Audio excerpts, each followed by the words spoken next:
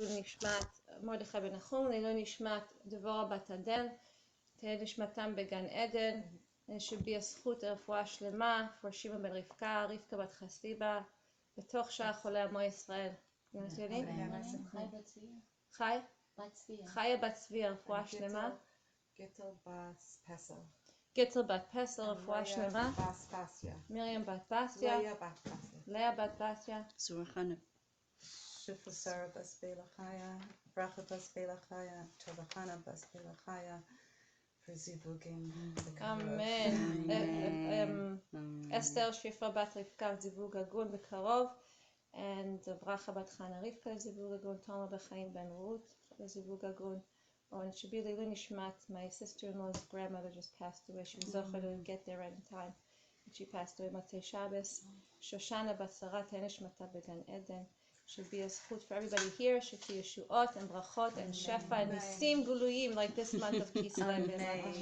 Amen. So this is going to be a combo shir of different things. Since as I mentioned before, I was at a workshop that has to deal with Emuna, with a variety of other things that I can't say even in one mouthful.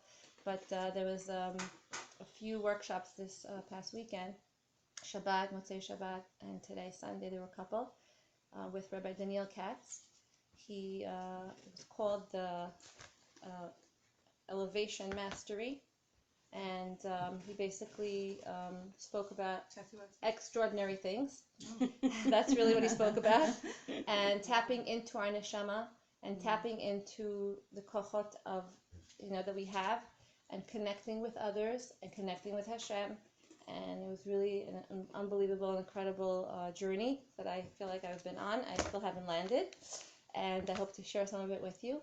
And it included Emuna, of course, because everything's connected to Hashem and to Emuna, and that's how we have to perceive life. Because if we don't go through that journey, reflecting upon our connection with Hashem, then we're really missing a link. There's something that we're missing, and it's something that's really, really important. But since this is our weekly Emuna Shir. We missed a little bit last week because we changed the date, so we did something a little different. We spoke about relationships in Emuna, which was a shir given by Hali Pavlov, who runs She'arim, a seminary in Harnov, in Yerushalayim. So that's what we spoke about last week. I did record it. I don't remember if I shared it. Did I share it? Okay, so I have to share it because I think I had a problem downloading it. So I'm going to share it. Just somebody remind me, send me a text. But we'll continue a little bit with the Chavot HaLevavot, which is our sefer that we're using to be able to study the Shar Bitachon, which is dealing with Bitachon and Emuna. And I'm going to refresh my memory because I have to just rewind and go back to what we did a little bit before.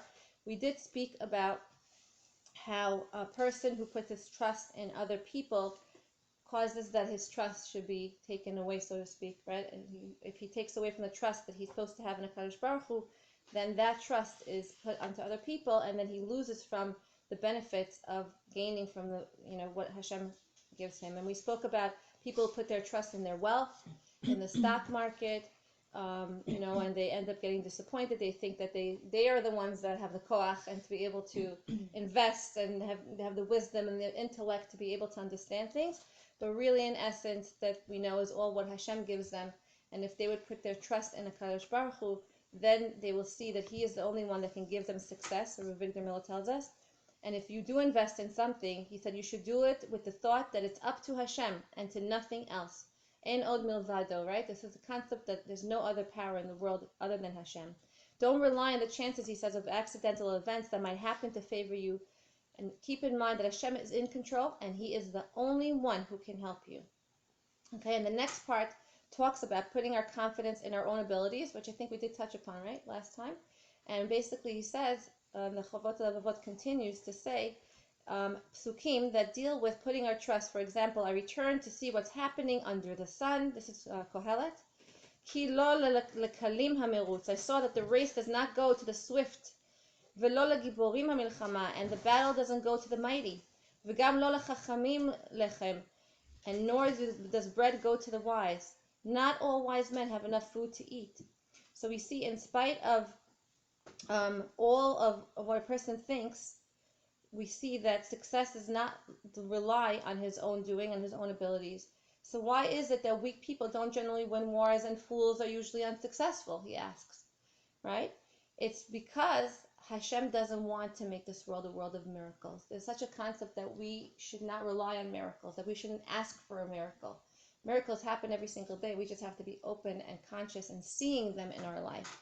But we shouldn't really ask for a miracle, and we shouldn't al tismach al nes, we shouldn't rely on a nes, and we learned that actually from this past week's parsha.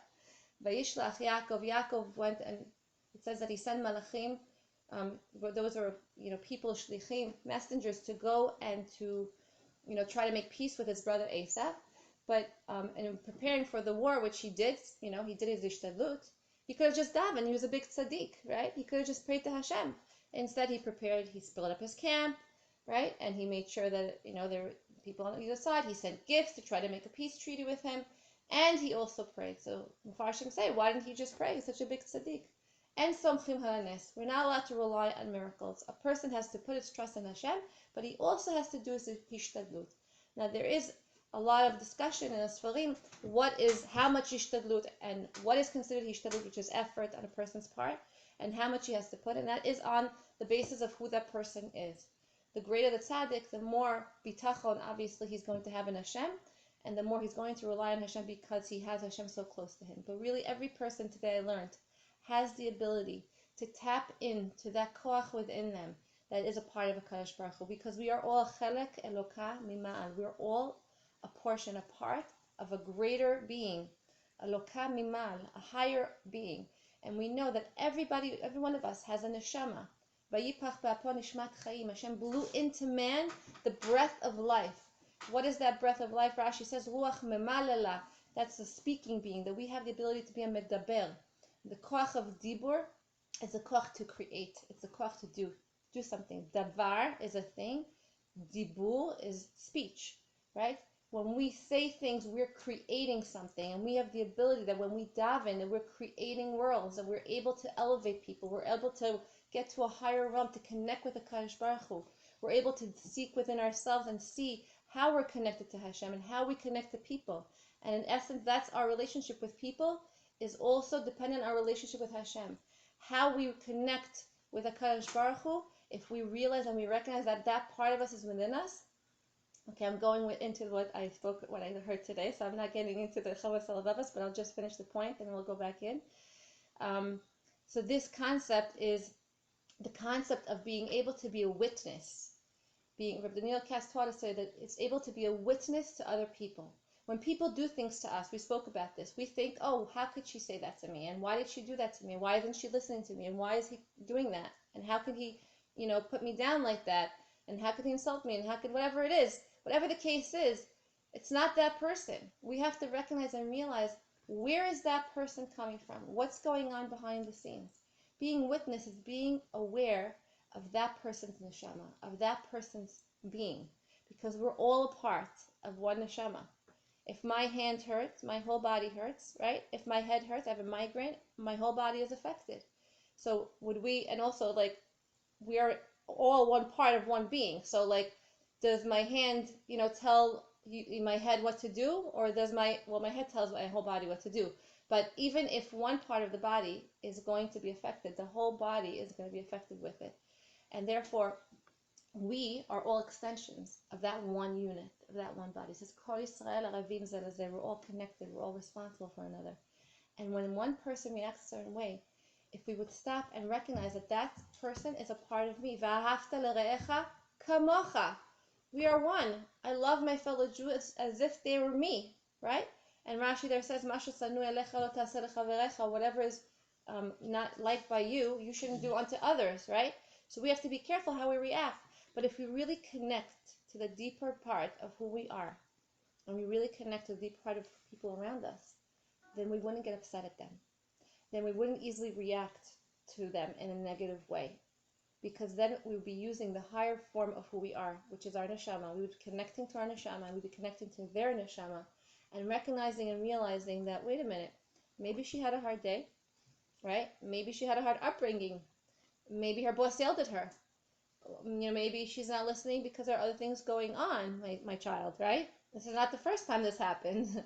So there must be something else going on. And when we do that, what we're doing is we're becoming witnesses. And he connects this also with our connection with HaKadosh Baruch Hu. When we say Shema Yisrael, Hashem Elokeinu, Hashem Echad, he says Shema. What's Shema? Shema, Shmi'ah, is hearing. But hearing, when we hear something, we hear different details being put together, right? We don't hear all the little sounds. The sounds that we hear is words, right? But they're made of little details. And we hear the connection of all those details. We hear the unity of all those things. And when we say Shema, Shmi'ah, is not only listening to that particular thing, but really it's a deeper type of a listening. It's really a listening that entails really closeness, right? To that thing that's connected to me hearing it. Like he was saying, men, oftentimes women talk, and the men listen. And, but what do they hear? Do they hear what we had said, right? They're like, yeah, I heard what you said. I heard everything you said. But were they listening? Right. Okay? So women have the ability to listen on a deeper level. So that's the kind of listening we're talking about. And he was saying how his wife, he comes home and he says to his wife, how is your day? And she says to him, how is my day? Well, at 4:30 in the morning, the baby woke up and he wouldn't go to sleep and he was crying and screaming and yelling and whatever. And she starts telling him the whole Megillah. And then I couldn't go back to sleep. Finally went back to sleep and he woke up again and I had to wake up the kids and I had to carpool and this and that. She went through the whole day till whatever she got to. He was very good. He did it in one breath without stopping for like 3 minutes straight. You've ever heard Rav Gav? And then he did it just like that.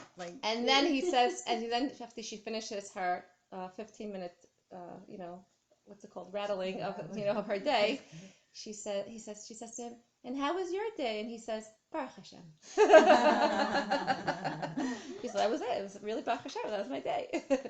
So he said the Shmi'ah that we're talking about, listening, is listening carefully. Listening means to hear what's beyond what's being said, to hear beyond the words, right? Not the words themselves. And to hear those things that are not talui b'davar, they're not dependent on anything. I'm going to get to that in a minute. He says Shema Yisrael. We say Shema Yisrael, and we spoke about this, that Emuna is Shema in the morning, we say Shema at night, Shema throughout our tefillah, on Kriyas Torah we say Shema, and Kedusha we say Shema, right? Shema Yisrael is really the testimony of our Emuna.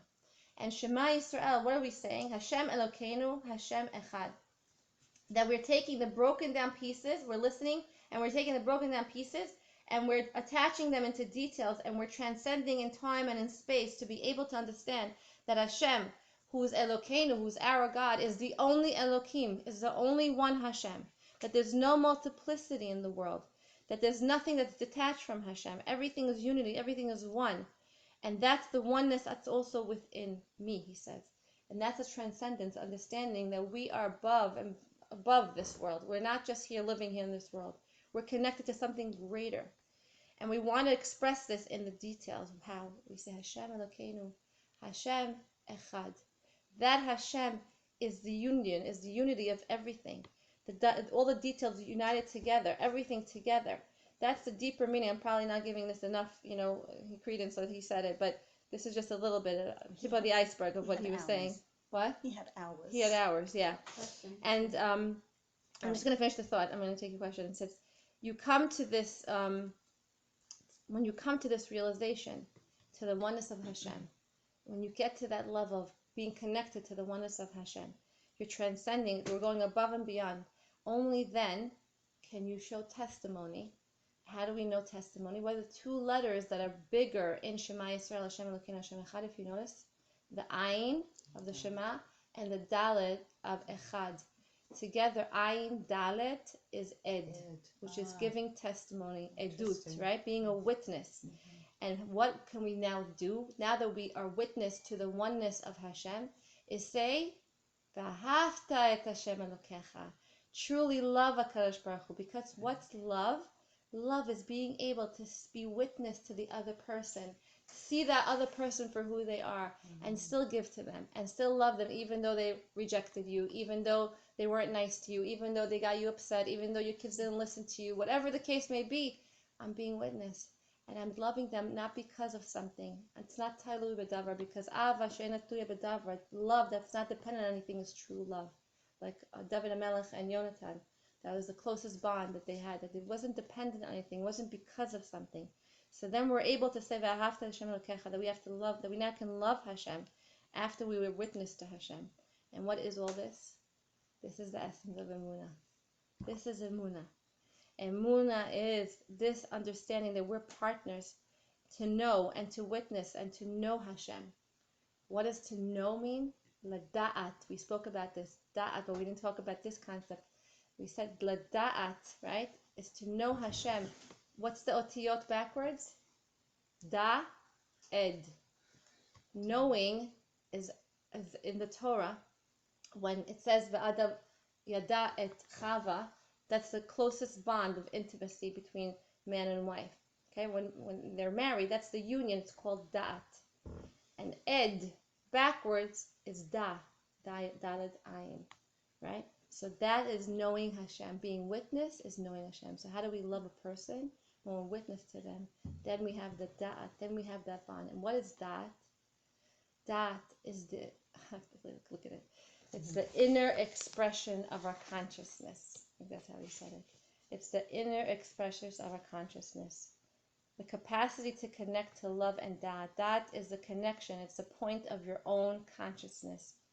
That you need to be in the state of consciousness yourself to feel da'at and to feel connection and to feel love. So really, it's connecting first with yourself and then connecting with Hashem and then connecting with others. That really when we connect to that part of ourselves, that's part of Hashem, that Hashem gave us, right? That hakara and hargasha, it's called, that understanding and recognition and feeling, that's able to resonate within oneself, and that is the thing. And I'm giving you the end. This is the end. This is like I gave a whole lecture for 3 hours, but I'm giving you the gist of it. That is that which unifies what's encompassing, what's all encompassing. That's the oneness of Hashem. And we know ish ve'isha shechina shruya b'neihem, right? A man and woman, the shechina is with them. When they're connected, that's the highest form of what? Kedusha. The Kodesh HaKedashim, the place, the holiest place in the Beit HaMikdash, right? In the holiest place in the holiest place, in the Beit HaMikdash was the Kodesh HaKedoshim. And it says that the bedroom of a man and a woman is the Kodesh HaKedoshim. That's the semblance of Kedusha in a home. A home is like a miniature Beit HaMikdash, right? A microcosm of a Beit HaMikdash, Mikdash Me'at. And the bedroom is the Kodesh HaKedoshim. So the union between man and wife is that Kedusha. That is the closeness. That is the connection of how we're able to connect with the Kadosh Baruch Hu. That's not a simple, it's not a pashut thing. And that's why it says, Lo tov hayot adam levado, man shouldn't be alone. That's why it's good, to be married, because that is the union, that is the bond, to be able to come closer and closer to Kadosh Baruch Hu. Now I'll take your question, because I won't stop if I continue. What was the question? no, What did you mean by what was a witness? Like the Shema. beginning when you said witness. Right, when you were I didn't want to witnessing, interrupt. Witness. Yeah. and he said something really nice. He says that Emuna comes from moneh, to be moneh. We didn't say this before. We did say other explanations of Emuna. We said Emuna is to have emun. Oh, you weren't here last week. That's what we spoke about last week. Emuna is to have steadfastness, to be able to withstand something. Avram Avinu, he stood fast. He did whatever Hashem wanted him to do. Vayashkem baboker, he got up in the morning to go saddle a donkey to go do a kedas yitzchak. He went and he ran and he met the malachim and he gave them a chasas orcham even though he was in pain. He didn't even want to be with the Kadosh Baruch Hu when he was talking to him. He was like, let me go to the malachim, because he was on autopilot. He did. He was a neman. A neman also is Moshe Rabbeinu. It's called a neman b'Hashem. Neman is somebody who's stable, who's faithful, who's loyal, who constantly is connected to his master. He's an Eved Hashem. He's a servant of Hashem. That's Emuna. Emuna is having that steadfastness, not moving, doing whatever HaKadosh Baruch Hu wants from you. And we spoke last week with relationships, that if that person's doing that to me, it's not that person, he's the shaliach of Hashem. We know when we have a child that she doesn't listen to me and she doesn't do what I did and she presses my button. Why do we have such difficulty with that child? because ultimately I see myself in that child.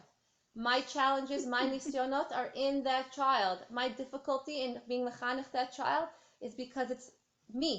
It's me I'm seeing. It's my challenges. It's not my child. Hashem put that child. He gave me that child. He gave me the challenges to be able to grow from it. The whole essence of man. She said, yeah.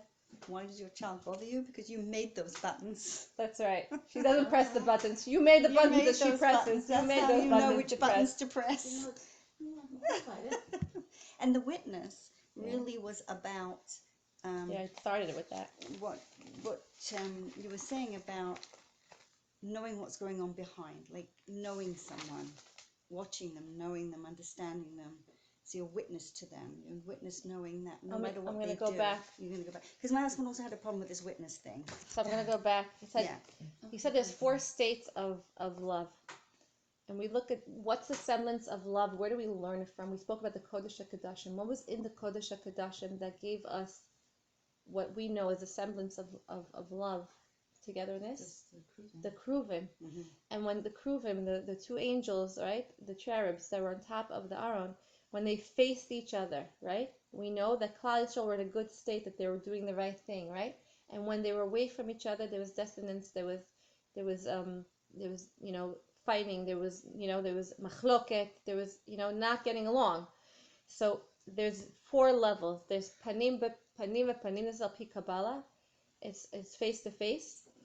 When they're facing each other, that's the highest form of expression of love. When they're panim al panim, I don't know if it's a bet panim or vet panim. I'm not sure. Okay. Then there's achol ve'achol. Panim le panim. Face to face. Face to face, right?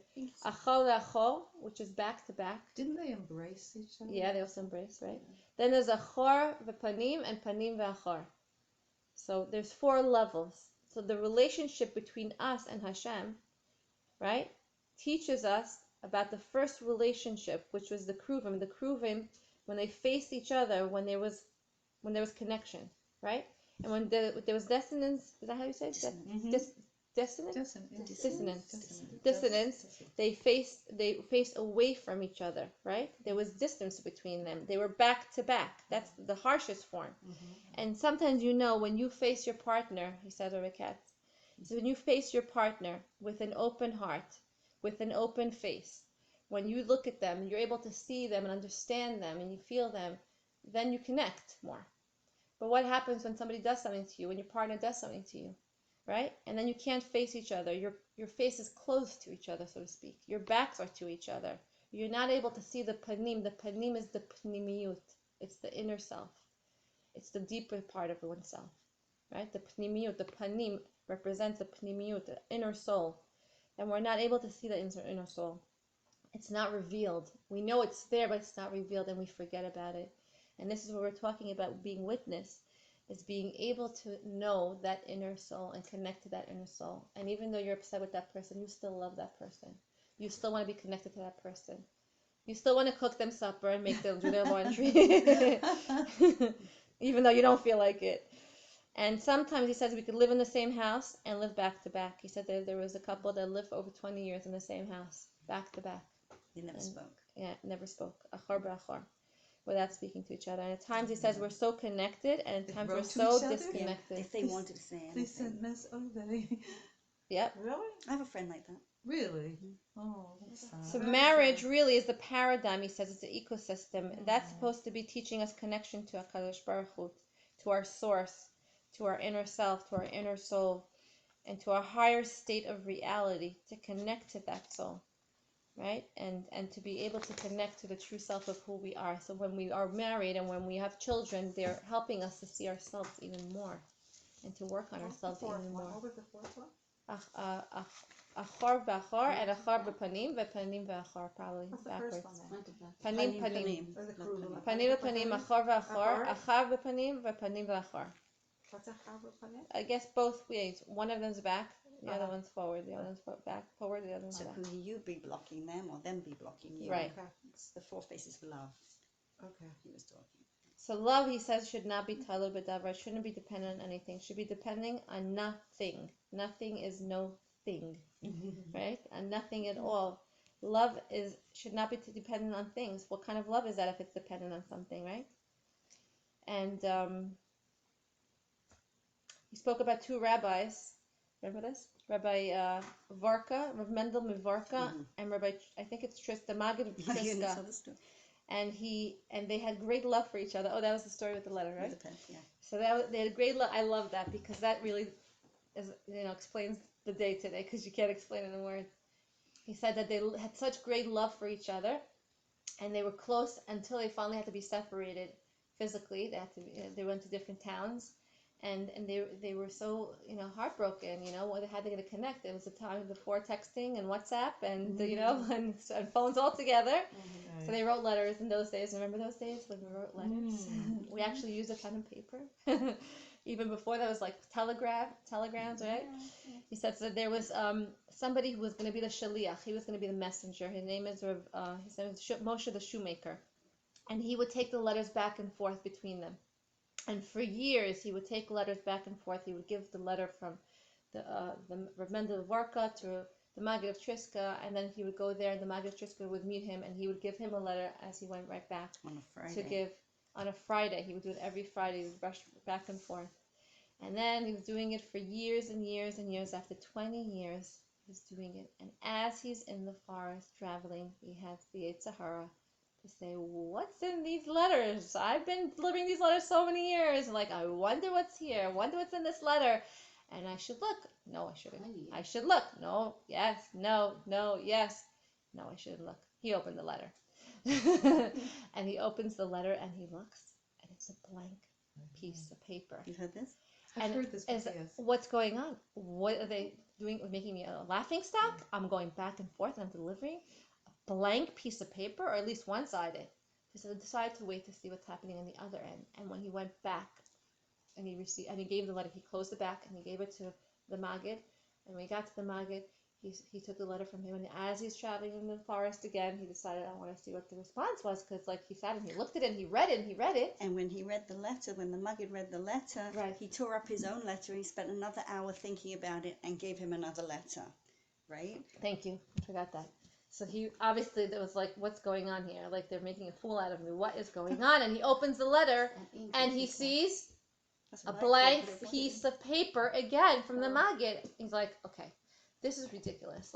They're probably making a big joke out of me, and everybody knows about this, and I can't handle this. And he was heartbroken. He went back, and he didn't want to go to shul, and he didn't want to be seen, and he just couldn't believe what's going on with him. And the Rebbe said to him, the Rav Mendel Varka said to him, come, what's going on? I see you weren't in shul. Is everything okay? And he says, well, and he tells him, right, at that point, he tells him, I feel like you're making a fool out of me. He said, what are you talking about? He said, delivering blank letters. He said, oh, you opened the letter? And he says to him, yes. And he says, I don't understand. What's going on here? He said, let me explain something to you. He said, I'm so connected to the Maggid that every time we want to connect, we want to say to each other, he said, for years I've been writing to him. But sometimes I want to tell him so much that I can't even put it down in words. I can't even write it. So I just send him a blank piece of paper, because writing would limit what I have to say to him, because it's so deep and it's so much. And I just send him a blank piece of paper. And he says to him, and then he sends me the same thing, because he realized what he is saying and how he connects to that. And he also has so much to say that he can't even put it down in words, and he sends a blank piece of paper. So but it was twice in 20 years or something it happened. Right, it was rare, but it happened this time when he looked at it, Oh, usually they did, right? Yes, absolutely they wrote. They shared everything. And he says to him, he explains, the Torah is written, shchora al gabe levana. The Torah is written black upon white. The ink, right, on top of the Torah. But according to the mystics and according to Kabbalah, even the white part around the letters has deeper meaning and has a lot that it's saying that we can't read and we can't understand, but people on a higher level, big mekubalim, big rabbis can see it. And that's a deeper aspect, because the Torah is a physical manifestation of the spiritual. That's the soul. And really, when they're seeing the Torah, they're not just seeing the letters. They're seeing much deeper. They're seeing much more. That's when you go to a big tzaddik, I don't know if you've ever seen, they have a sefer open, or a tehillim, or something, because they're seeing things through the eyes of the Torah. And he says that we read the black part of the Torah, but there's a lot more information in that part, in that white part of the Torah.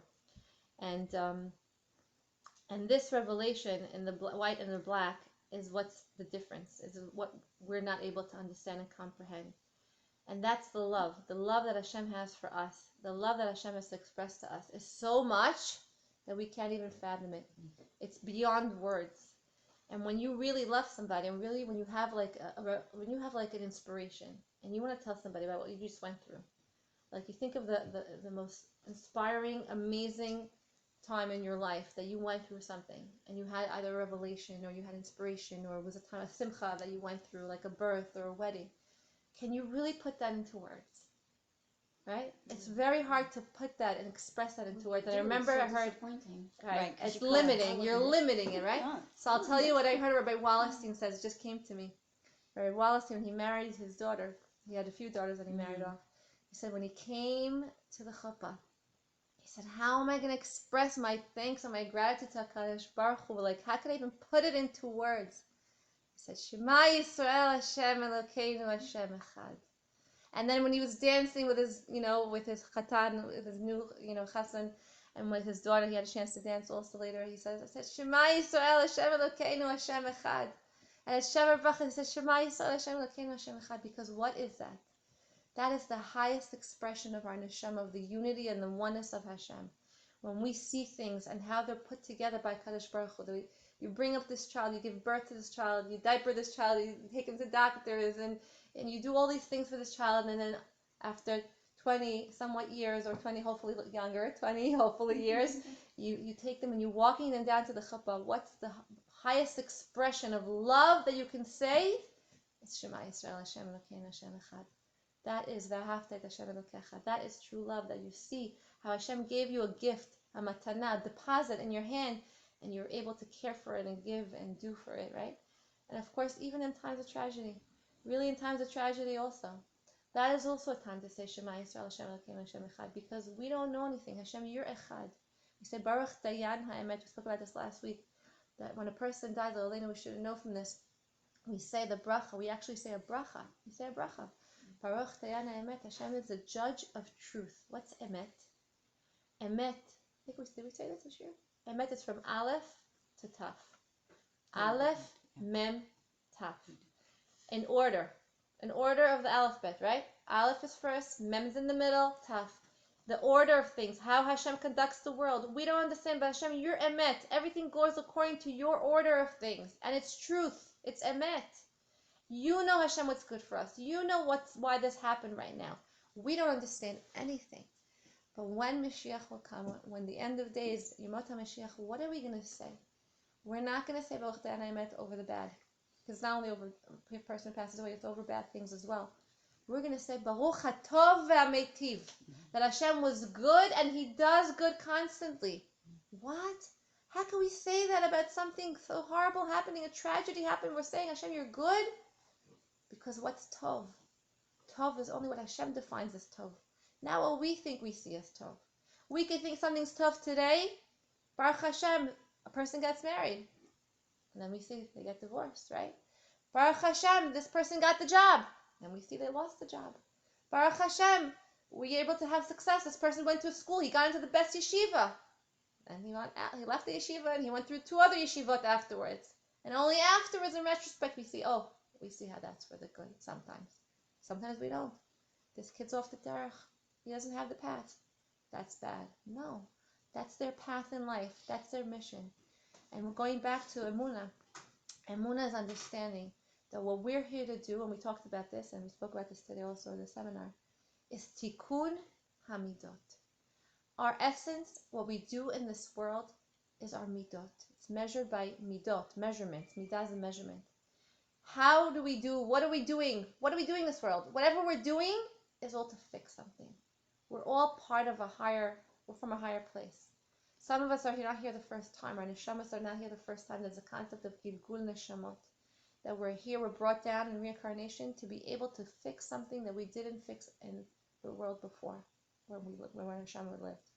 So our whole being is to try to fix that thing. What is it? What am I supposed to do? Where am I going? What am I doing? That's our avoda.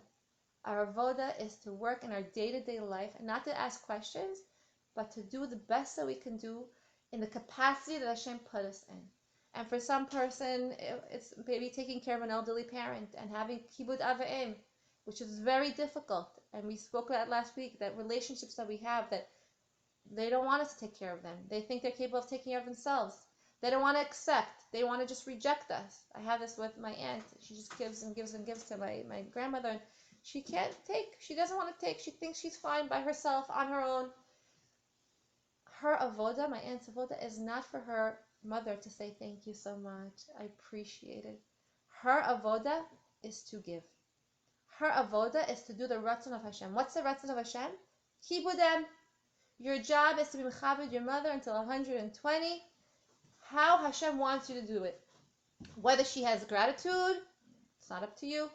Whether she accepts it or not, it's not up to you. You have to try. You have to do it. Same thing with our children.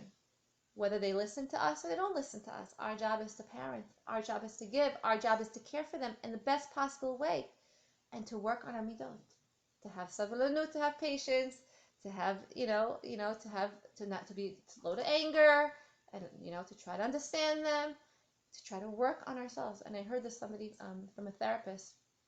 Oftentimes she would tell me, dealing with my children, she said, I want you to think right now, how would you want your daughter to react when she's a mother to her child?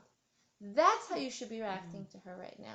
I'm like, please. That's like superhuman. But that's the truth. What are we doing is we're modeling for our children. We're modeling for them how they should be when they grow up.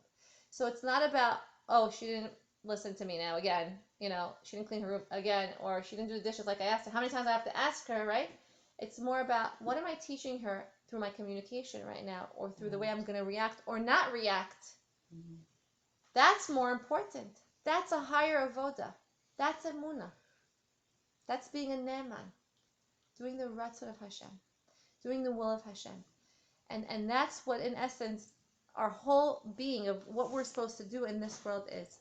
I want to get back to the Chavot HaLevavot because I told you I would do a little bit of Chavot HaLevavot, but we'll get back to this more.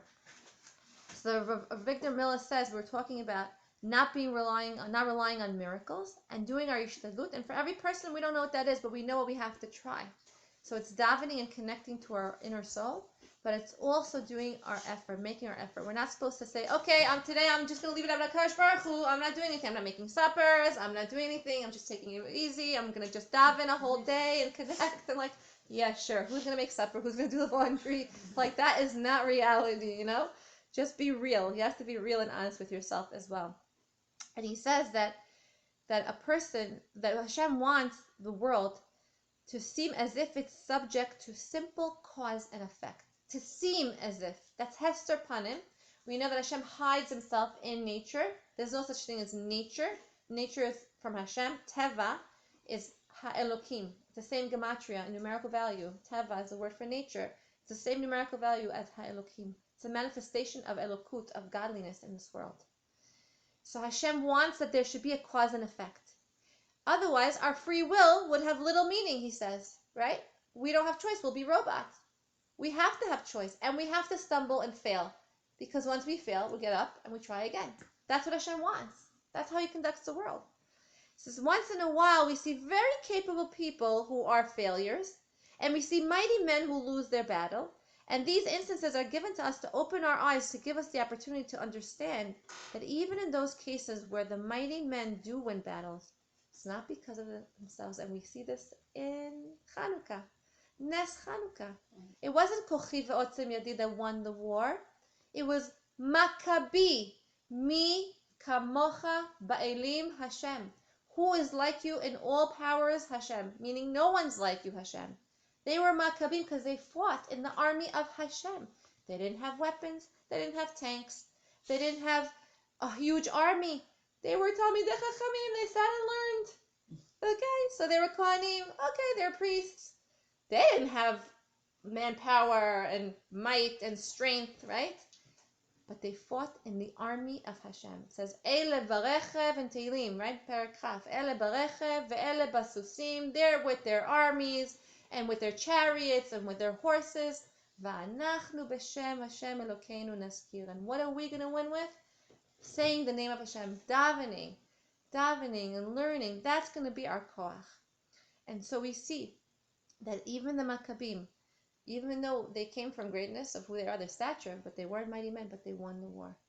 And that manifestation of winning the war in Hanukkah was one of the, everyone thinks it's the Shemen, but that winning of the war was the first step. I just read a sefer in Chassidut, and he went through the 4 different steps of how we saw the miraculous, the open miracles of Hanukkah, was that they won the war. It was a few against many, right? We say it actually in Al Hanisan, right? Mm-hmm.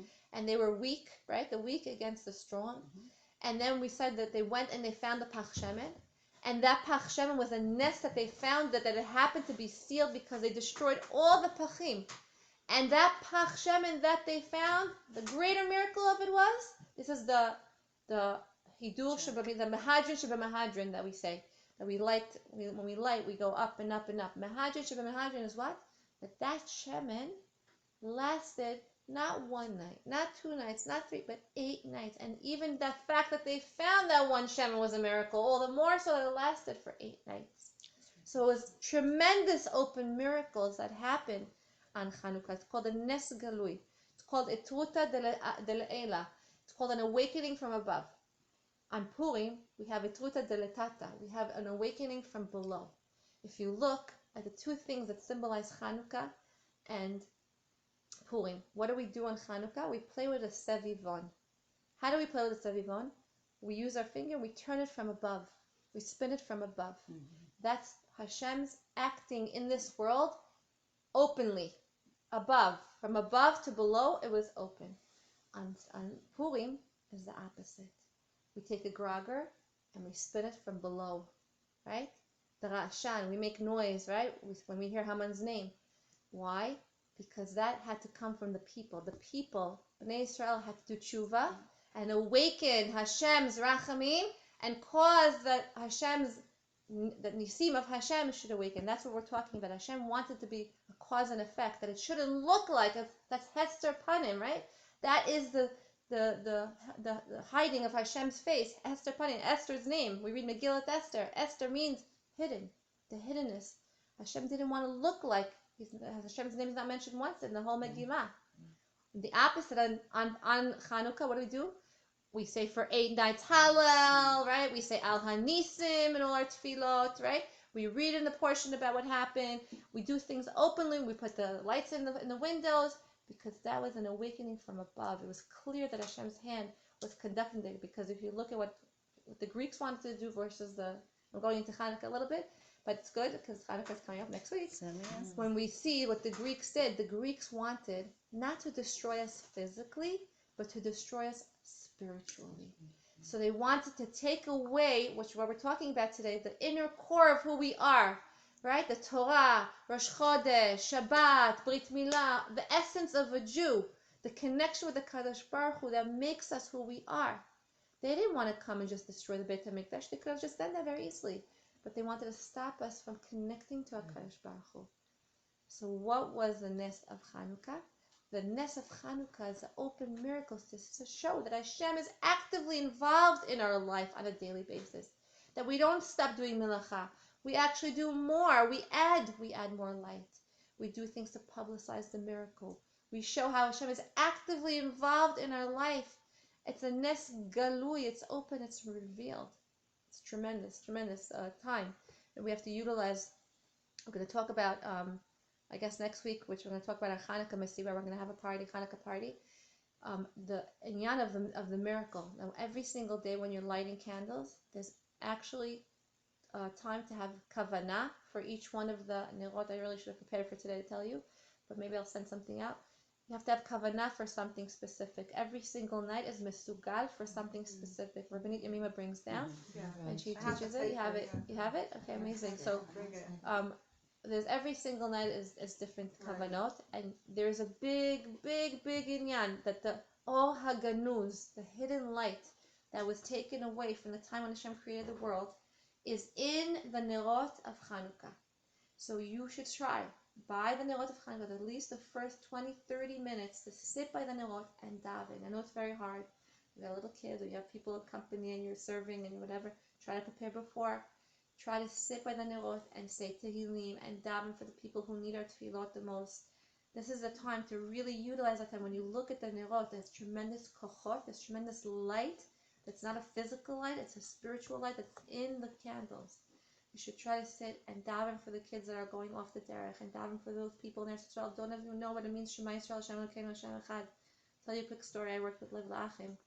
Lev La'achim is an organization that's kiruv around Eretz Yisrael to try to bring people closer. They also try to rescue Arab women, Jewish women from Arab villages, and they do a lot of work. And one of the heads of Lev La'achim went and he took a rabbi from America on a tour to the schools in Eretz Yisrael to show them. I just want to show you, like, even in the public schools, like, there are kids that don't even know what it means Shema Yisrael. He's like, I don't believe you. You're speaking Lashon Hara. He's like, no, I promise you. He's like, come, I want to take you into the schools. He took him into the school, one of the public schools in Eretz Yisrael. And he asked one of the kids, I think it was the younger grades, like, maybe second grade or something like that.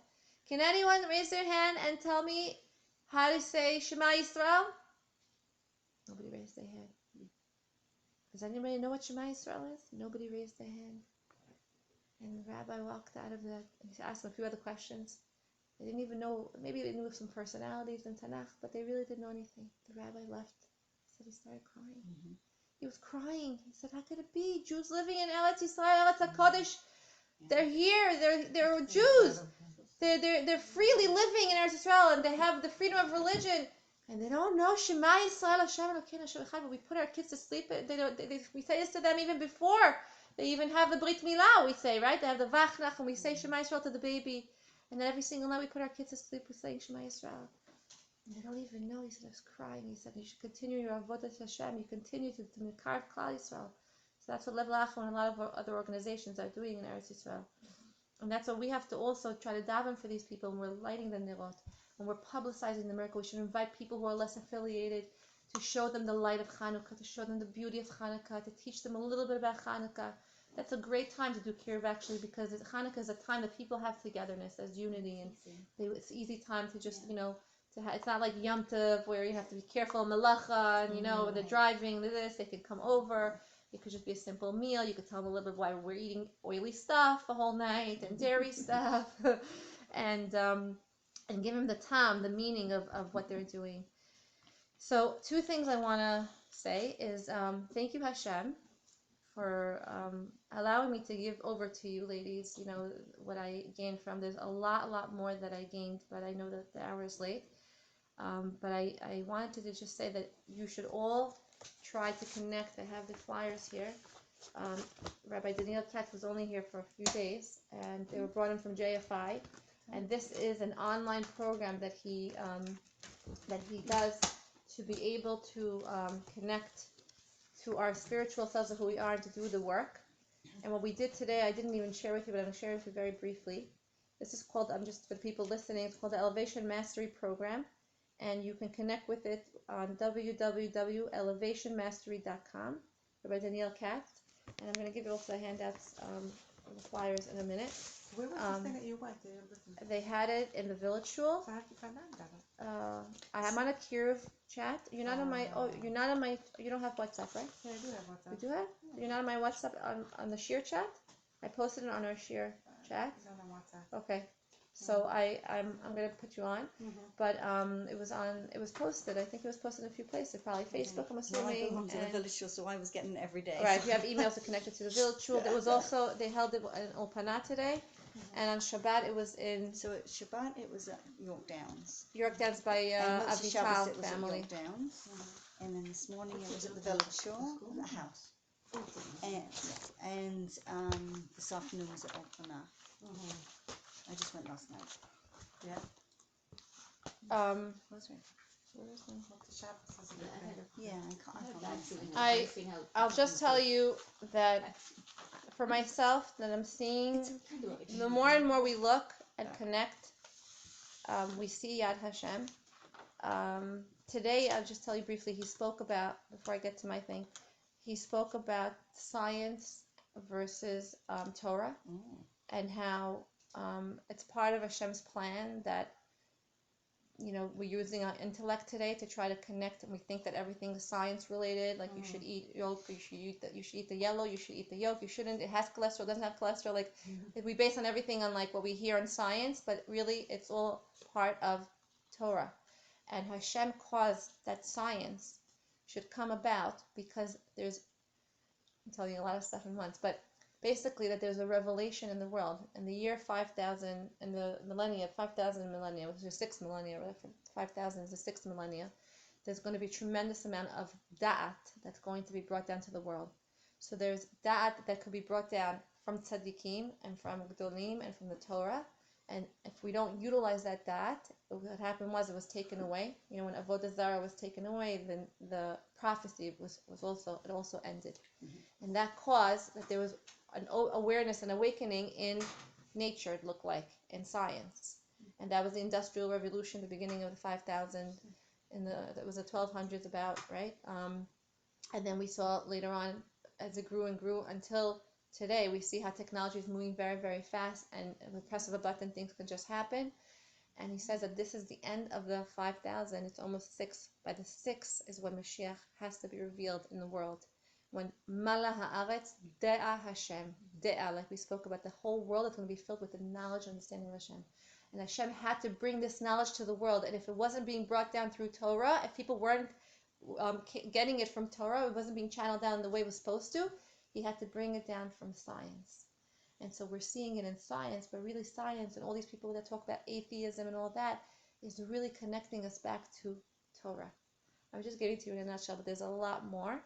And this is, what he speaks about. And then today what we did was connecting with ourselves is through meditation and through tefillah. That the highest form of who we are and be able to connect with Hashem is, we are medaber, we're speaking being, is through tefillah. And through tefillah, we're able to come to that transcendence, to be able to connect with each other. How do we, and he spoke about in science, they do what's called mind body, like and touch, like that the mindfulness and the Gestalt theory and part work and internal family systems. These are all different things that people do, and they use the hands, with the putting your hands, the healing with the hands. He says, what's the hand? Yeah, the energy. He says, what do we do that's with hands? What do we do with our hands? We tap on our heart. We do tshuva. So everything that's in science is really in Torah. And he says that this energy healing of the ability to heal there are people today who are healing cancer. But the reason the pharmaceuticals don't allow it, is because they want to make money. Go broke. So every time, what's his name? No, I just said they'd go broke. Oh, that was his name. I think his name is Gelbrank. It's so funny that you said that. I knew that. That is so funny that you said that. Gelbrank? I'll find it. Anyway, so he was talking about how Torah, the connection to Torah is really amazing. And what we did today in the afternoon, which really I was able to connect on a very deep level, and we connected to each other, is just closing our eyes and just do deep breathing. And really what it means to do tefillah is really doing this avodah, which we don't do, as really connecting to your inner core and your inner self, and recognizing that Hashem is within all of us, and that we can connect with each other. I'll tell you a crazy story that just happened. There were two ladies sitting next to each other. One of the ladies, actually, what we did before we started this is releasing any negativity. And she wasn't able to release, and she was crying a lot when he did a certain technique. And she was crying. He helped her to get out of it, and which is allowing her emotions and her inner self to rule over her intellect. Or really, no, the intellect, she was able to understand, really, that these are fears that she has, and that they don't control her, that she controls them. So when he allowed her to see that, she felt relieved. So then in the inner work, we were basically we were zoning into our inner selves and going into, I'll read to you, there are a few things that you should do when you're doing this, to write this down, and we'll talk about another time. Does anybody mind? You have to leave? If you have to go. If you have to go, it's fine. I'll just give it to you briefly. And number one is to choose a meaningful place. To choose a memory, a positive memory where you felt tremendous love. You have to connect to something that you felt love. Number two is connecting, and you could go online, you'll probably get this. Connecting to a place of kedusha. Number three, he connected us to beauty, something that's beautiful, like you've seen, like something in nature that connected you to beauty. Number three is connecting to something that you fear, like not fear in a negative way, but in awe, that you were struck by awe, like you were on top of a mountain. You said, wow, like who am I? I'm like this little being, and like look Hashem, who he is. Number five is imagining a tzaddik and connecting to that tzaddik in Tanakh or somebody Chazal or a rabbi. Number six is the wisest person that you know, connecting to him. Number seven is a prayer in your life that you would want to get from that person, that you want to achieve. And number eight is a prayer for somebody else in the world. So very quickly, I'll just tell you, these two ladies were just telling the rabbi afterwards that when they were doing, one lady, let's call her Sarah, when she was doing this work, as we were doing it, he was making us breathe, and we did a whole connection, and just to close the lights, and just really tapping in, and he worked us up. And this is working up to our, da'at, to our, there's da'at elyon. Da'at elyon is the connection to Hashem. This is all Pi Kabbalah. And he would tell us to imagine to this tzaddik. So she said she imagined Rabbi Shimon Bar Yochai, and she was trying to connect with him together with an imagery of love that she had felt in her youth. And he had told us to imagine a ladder and going up the ladder. And then after we went up the ladder, he said, if you feel stuck, ask somebody to help you on the ladder and ask them to hold your hand, and they'll help you up the ladder. And you imagine helping somebody up the ladder also. And then she said, when you get up to the top of the ladder, imagine the ladder is going away, and now you're able to be on your own. So she said she was imagining that she was on the ladder and she was stuck, because this is the lady who had a little trauma before. It was hard for her to get out of it, and she was asking her help. She didn't know what to do, and she looked at her friend who was next door to her. Her name is Rachel, and she said, Rachel, can you help me? And she took her hand and she helped her up the ladder until they got up to the top, and then she was able to feel so free and light. She was saying that it's as if, like, when you're little kids, your father takes and he spins you and does like a dance with you, and she was feeling like Hashem was just like helping her spin, and being free and good. And then she was saying how she felt so good and so connected, and she was able to let go, and she felt good about herself. The other lady, Rachel, who was sitting next to her, so Sarah, she said she couldn't connect with Rabbi Shimon Bar Yochai, so she tried to connect with somebody else who she felt close to, and she connected. She said, Rachel Imenu. She said Rachel Imenu reminded her, like, she went through such difficulties, and she prayed for her sister, and she said, I connected with Rachel Imenu, and Rachel Imenu helped me to get through whatever I was feeling at that time. Okay, so her friend Rachel, I guess I should have picked a different name, but her friend Rachel, who was sitting next to her, was saying that she picked Rachel Imenu. And she was saying how Rachel helped her and how she felt connected to Rachel. And she was saying, Rachel, he told us to think about other people in the room, and whoever's helping us and who we're imagining, that they should help other people around us. So guess what? When she was saying that, when she was thinking that, she connected with Sarah, who was sitting right next to her. And that's why she sensed Rachel Imenu after she thought about Rabbi Shimon Bar Yochai. They connected on a deeper level. And what is that? He says that's tefillah. When we say a parak of Tehillim for somebody else, even though we're not close to them, we feel them, we understand them. Hanoseh be'olim chavero, we have to feel like it's our burden. That's tefillah. That's the koach of tefillah, that we are able to do this on a daily basis. He said when? When we put away all the distractions, when we really connect to our inner core, when we really connect to HaKadosh Baruch Hu, when we really feel that oneness, that Hashem Echad, right? And we have to try to do this, he says. Try to tap into it. It doesn't have to be a whole day of avoda. It could be 15 minutes every single day of just closing your eyes and imagining. He said the koach of imagination is one of the biggest kochot that we have, that we imagine ourselves in a certain place at a certain time, when we feel loved, when we felt connected, when we felt the oneness of Hashem, when we feel the greatness of Hashem, when we were close to a tzaddik, or we have somebody we learned about that we feel close to, that they're taking care of us. He says, then you'll feel even more connected with yourself. And we were all crying.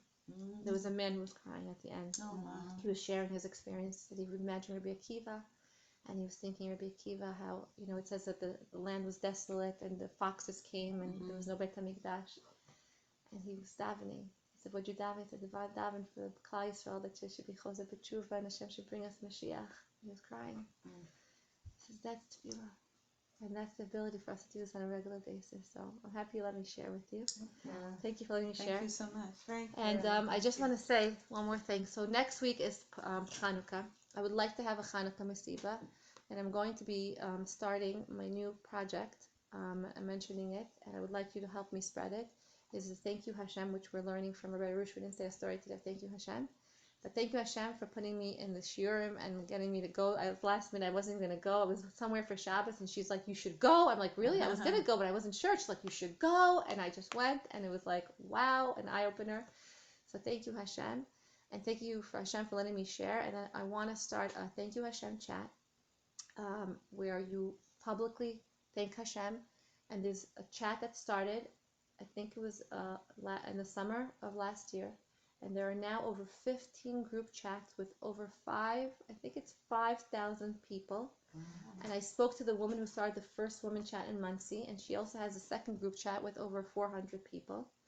And I'm part of it. And how did it get to me? My Hashgacha Pratis story for the week is that my friend from 2 years ago sends me a text inviting me to a Thank You Hashem party. I'm like, I haven't spoken to you 2 years. Why are you sending this to me now?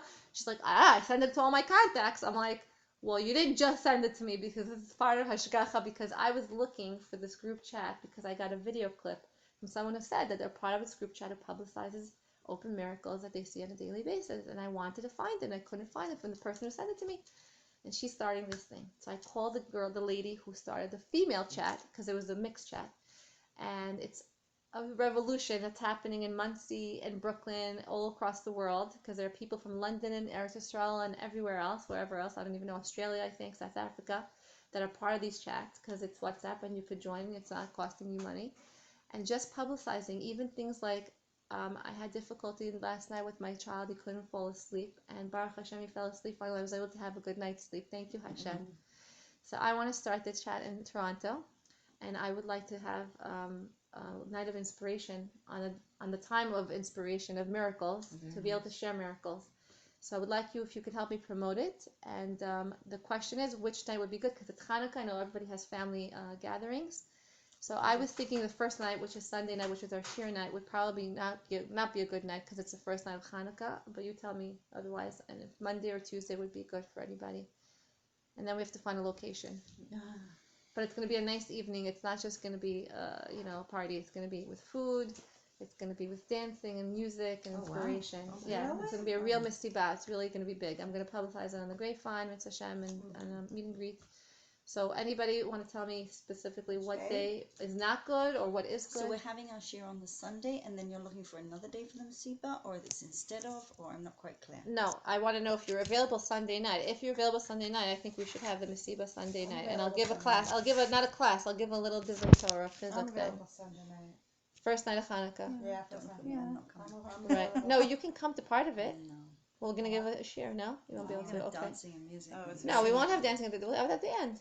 Okay, we'll ask. Well, we're going to ask. But what about you? Are you able to come? Yeah. Sunday night's good? Yeah. Oh, I didn't think Sunday would be good. Yeah, we Yeah? have a custom of Well, it's just, regular. I don't have family here, so it's fine. Right. When it's regular Sunday night, I mean, and you light your candles Right, but early. I know, but I saw people have like parties the first night, little kids, whatever, or grandchildren coming over, whatever. Okay, so let's try tentatively for Sunday night. But Monday would be good also if it wouldn't, if it doesn't I'll work. Rabbi Silver share on Monday. Okay, so I'm gonna put it on the group chat. Are you want there? it? Rabbi Silver's you gonna go give it a Silver share Hanukkah. Monday He's night. gonna give it a Yeah, Hanukkah. we're Is having that where I've breakfast. met you for? Okay. Oh, you go to that? So I want to wish everybody to have an amazing week of Yeshua and Ethan, I and met you seeing there. Hashem in your For the life share, and thanking Silver Hashem share? for it. Yeah.